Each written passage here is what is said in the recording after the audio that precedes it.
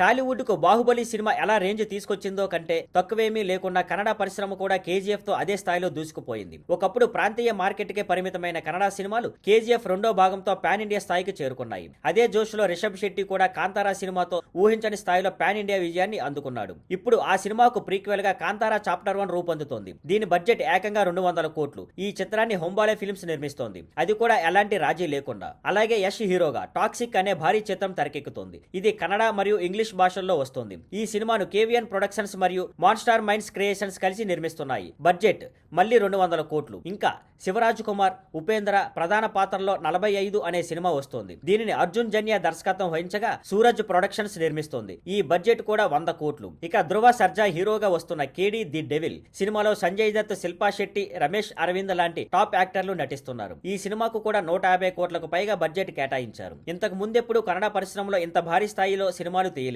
KGF ఇచ్చిన ఉత్సాహంతోనే అక్కడి నిర్మాతలు ఇప్పుడు ధైర్యంగా పెద్ద బడ్జెట్ సినిమాలకు ముందుకొస్తున్నారు. కథ బలంగా ఉంటే బడ్జెట్ విషయంలో ఆలోచించకుండా నిర్మాణ సంస్థలు ముందుకు వస్తున్నాయి. ఇప్పటి వరకు కన్నడ పరిశ్రమ చిన్నదే అనే వాళ్ళ మాట ఎక్కడైనా మార్చుకోవాలి. ఎందుకంటే ఇప్పుడు అక్కడి బడ్జెట్లు, ప్రొడక్షన్లు టాలీవుడ్, కోలీవుడ్ స్థాయికి పోటీగా మారిపోతున్నాయి. ఇంకా ఇతర భాషల నటులు కూడా కన్నడలో సినిమాలు చేస్తే ఇంకా ఎక్కువ బడ్జెట్, కొత్త నిర్మాణ సంస్థలు రంగంలోకి వస్తాయి. అంటే కన్నడ పరిశ్రమ మరింత పెద్ద స్థాయిలోకి వెళ్లే దిశగా అడుగులు వేస్తుంది.